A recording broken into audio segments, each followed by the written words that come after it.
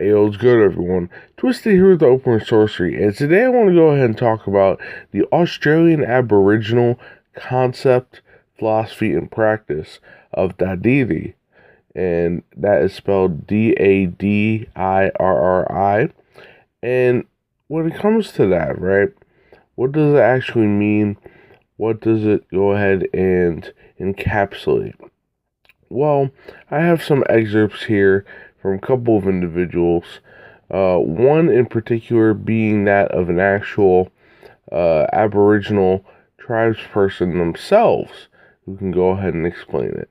But first, I'm going to go ahead and read more so of a summary, a quote, I should say, by a Gerard Armand Powell, who is the founder of the Rhythmia Life Advancement Center, and pretty much one of those sort of self-help entrepreneurial folks within the spiritual space. So, pretty much by their own description, Dadirri means inner deep listening and quiet still awareness. It is a tuning in experience with the specific aim to come to a deeper understanding of the beauty of nature. Dadirri recognizes the inner spirit that calls us to reflection and contemplation of the wonders of all God's creation.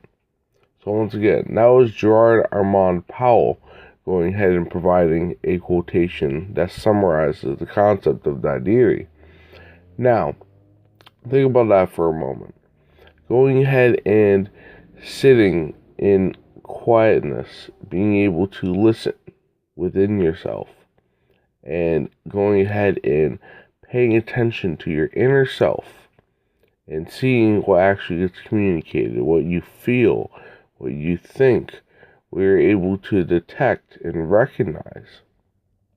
Now, pretty much allowing yourself that moment of silence can bring quite a bit of clarity. And, if you don't necessarily get it upon first go of being able to be receptive and hear that sort of inner voice, you can say, then it's something that takes a bit of time and a bit of practice to do. But to go ahead and get a little more so context on it, from more so of that Aboriginal Australian perspective, I have here some excerpts from a reflection by one Miriam Rose Ungermer Bauman, I believe is her full name.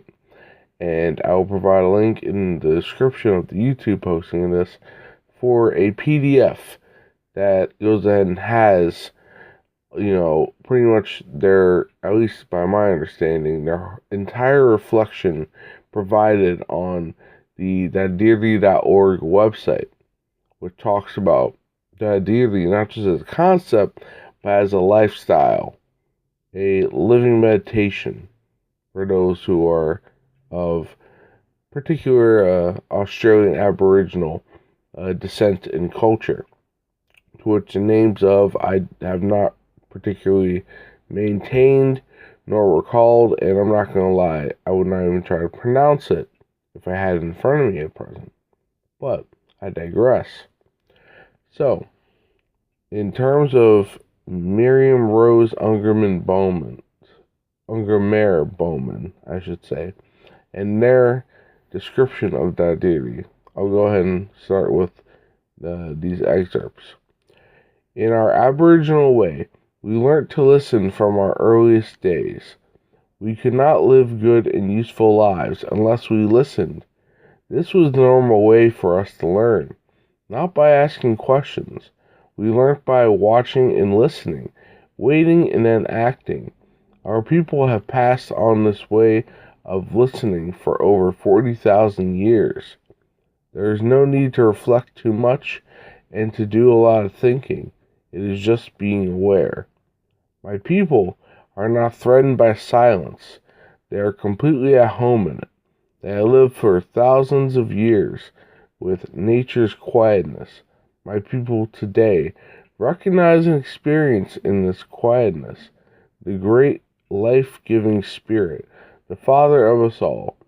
It is easy for me to experience God's presence when I am out hunting, when I am in the bush, among the trees, on a hill, or by a billabong. These are times when I can simply be in God's presence. My people have been so aware of nature, it is natural that we will feel closer to the Creator. So, in that right there, you go ahead and you are getting more so their perspective for that inner deep listening. Going ahead and recognizing that silence that comes about and having a space where all distractions are put away. You can go ahead and allow for that inner voice, the room, to speak. Once again, you're allowing it to. And that's the thing, right? Like, a lot of times when people think of intuitive notions of voices or feeling things, that's kind of gonna like slam you like a ton of bricks. But honestly, it is more so when you are allowing for that to be able to transmit through. That it doesn't need to be forced through. That it is powerful in of itself, but that power doesn't need to be oppressive. It can go ahead and simply be just profound. And that is where it gets its strength from. Not necessarily in its loudness, you can say. But in terms of going ahead and talking more so on that stillness and waiting and being patient, I'll go ahead and speak on that aspect of it with this particular excerpt from this reflection meditation by Miriam Rose Ungermer-Bowman. Our Aboriginal culture has taught us to be still and to wait. We do not try to hurry things up. We let them follow their natural course, like the seasons. We watch the moon in each of its phases. We wait for the rain to fill our rivers and water the thirsty earth. When twilight comes, we prepare for the night. At dawn, we rise with the sun. We don't like to hurry. There is nothing more important than what we are attending to. There is nothing more urgent that we must hurry away for. We wait on God, too. His time is the right time. We wait for Him to make His word clear to us. We don't worry. We know that in time and in the spirit of Dadirri, that deep listening and quiet stillness, His way will be clear. To be still brings peace, and it brings understanding. When we are really still in the bush, we concentrate. We are aware of the anthills and the turtles and the water lilies. And I could have gone ahead and continued on with the thoughts, but pretty much I felt that would be succinct enough to get the point across. And once again, that is from the perspective of Miriam Rose Ungermer-Bowman, a Australian Aboriginal tribeswoman, and pretty much in all of that being shared with Dadirri. Allow yourself the patience, allow yourself the space, the ability to get rid of all those other distractions, to listen internally, and just allow your true self to have the chance, the ability to speak unto you, for you to know thyself better, for you to learn truly what is your will, what it is that you're here to do, what is it that you're best at, or what you can improve upon, where to be guided, and so on and so forth.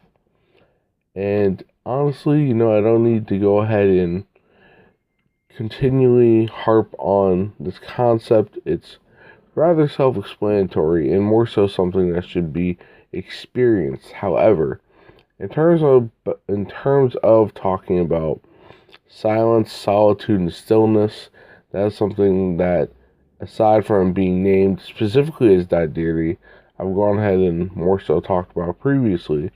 And once again, I can go ahead and leave a link in the YouTube posting of this for said talk, what have you. And also, it has been discussed previously with my lovely co-host Devi and our friend Bodhizen on presence and the power of now. that I can also leave a link for those who wish to listen to either or both of those.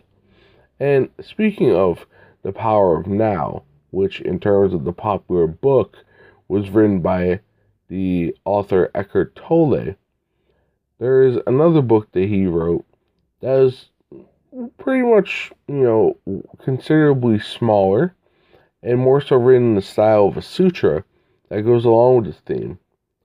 And with that, I definitely have read it myself and recommend it for you to check out as well to help drive the point across. And possibly his words might go ahead and hit you harder or go ahead and be more so at home with you than my own monologuing. And that book is Stillness Speaks. Once again, that is by Eckhart Tolle. So, in terms of going ahead and wrapping this up in a nice little bow for Dadirri, that deep inner listening and quiet still awareness, the last thing I gotta go ahead and say is just allow yourself a moment of silence to tune into your inner self, from time to time, every so often, or on a regular basis, however often that you deem it to be appropriate, because just as Father Thomas Keating once said, God's first language is silence. Everything else is a poor translation. But nevertheless, this has been Twisted with the Opener Sorcery, and stay frosty, Neguses. Peace.